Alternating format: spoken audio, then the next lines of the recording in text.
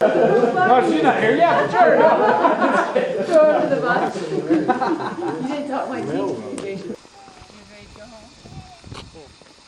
No. Yes?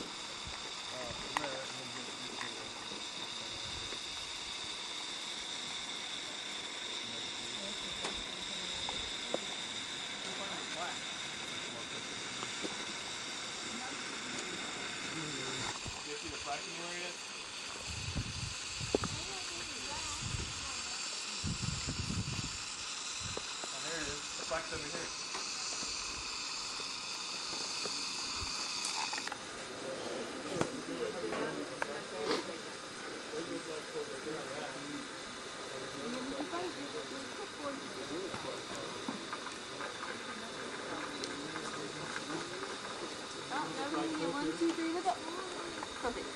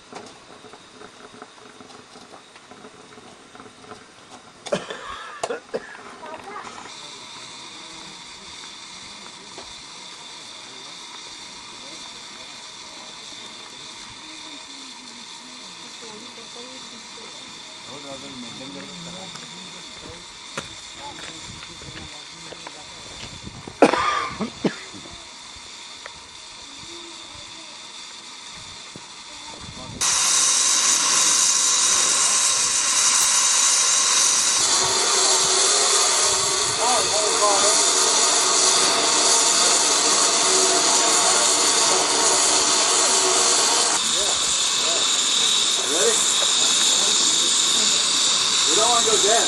What? You don't want to go dead.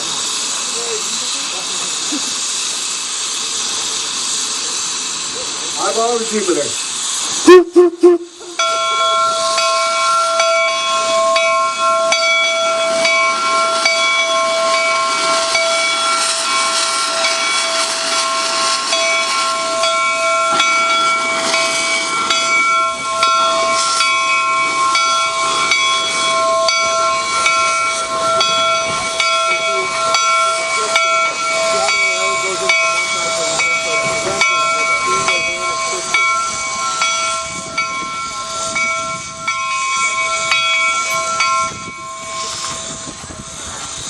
Alright.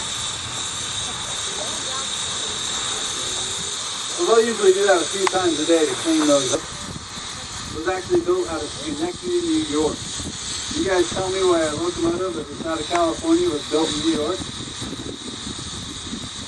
Believe it or not, in California they lack the metal materials to build not alone a locomotive, but a railroad. All of their metals, their rails, their spikes, their locomotives, all of it had to be purchased on the East Coast, at which point it was shipped around the Horn, around South America by steamship, and then into California. So an average trip was about 6 months for any materials that they needed. As the Jupiter's coming in, we will have its approaching whistle, letting us know that he is coming into a stop. And then of course you'll hear one short blast letting us know the locomotive stopped.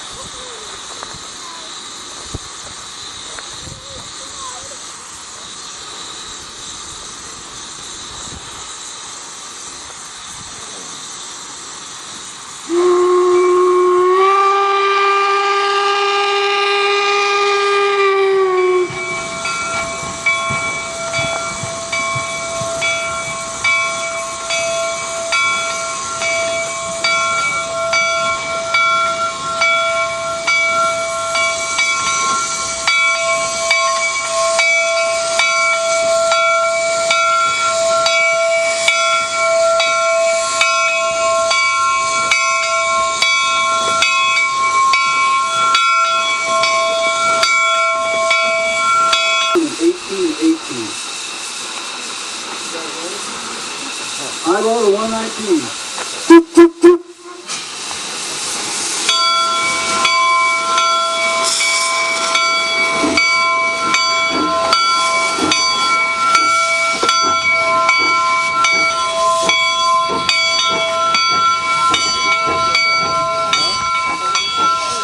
Alright, so 119 is heading over the siding. I'm going to make my way over there now. It is. So if they had to stop every hour, where do they get the water, where do they get the wood? They bring it with? Have you ever heard the term Jerkwater Town? Okay, so the gentleman asked if they have to stop every hour when they get the water. The term Jerkwater Town. Small towns, generally not very many inhabitants, just fuel and water the locomotive, in which they'd always generally used to have a water tower, at which point they would have to pull or jerk on a chain or a rope for the water tower, hence the term Jerkwater Town, where they could get the water and fuel the locomotives. But they would also carry them in on the cars as they needed to. So Union Pacific, this is a freight engine here. It was actually built out of Paterson, New Jersey by Rogers Locomotive Works. And it was built to be a freight engine. It was a freight engine out of Ogden City. Some of the differences between the locomotives, you'll notice the drive wheels on the 119 are a lot smaller than those of the Jupiter. And this is allowed to pull more weight. So the smaller drive wheels between the Jupiter and the 119, a passenger engine like the Jupiter would pull around 3 to 5 cars on average, where a freight engine would pull about 7 to 11 freight cars. And of course, freight weighs quite a bit more than passenger. So even just the little differences in the wheel gauges allowed it for that much more weight. Is it faster on one of those? The passenger engine would be a little bit faster than the one doing a freight engine would, yeah.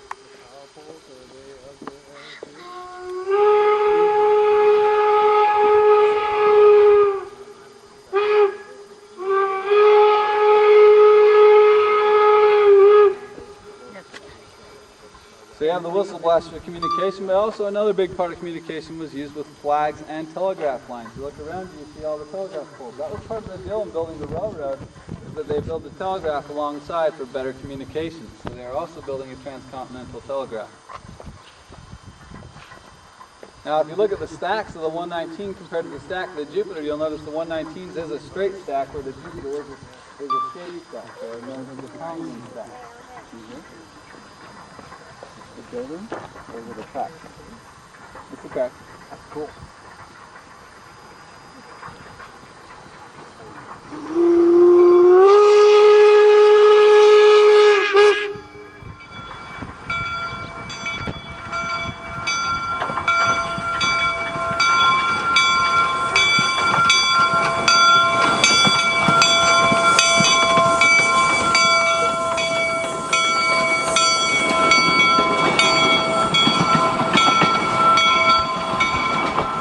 Resources. Union Pacific coming across the plains, they lack that wood resource. You don't see a lot of trees out here, but they did have the coal mines and deposits of the East Coast. We'll have its approaching whistles coming back.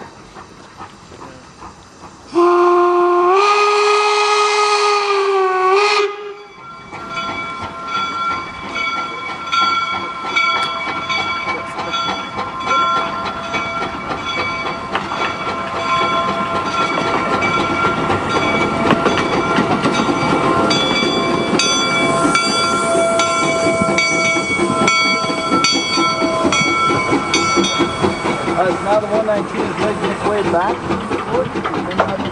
However, they declined. They did refer us to O'Connor Engineering out of Costa Mesa, California. Chadwell O'Connor, he was a huge railroad buff. He really wanted to be the guy to build these locomotives. So he severely underbid on the bidding of the locomotives at just $750,000 a piece. Figure he lost about $1.5 million in the building of the two locomotives. However, they did do a wonderful job. These locomotives are within a quarter inch of the original two, and the only things that are changed on them are for safety reasons. Now, they did have their work cut out for them.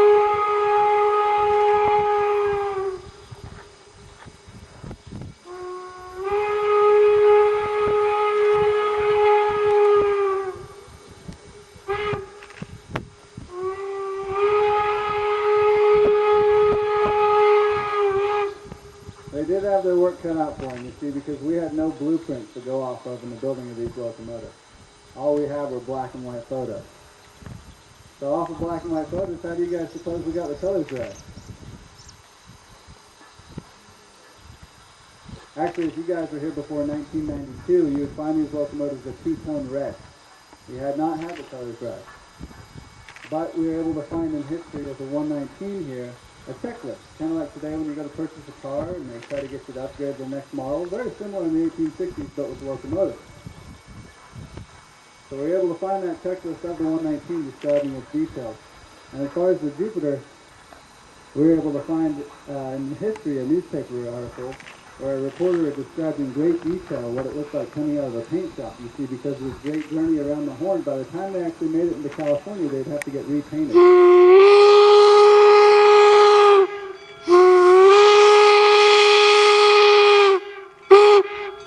So using those and the black and white photos, we're able to get them as close as we can possibly file them to the original two. There's our approaching whistles, folks. Again, as it comes into a stop, we will have one short blast for stop.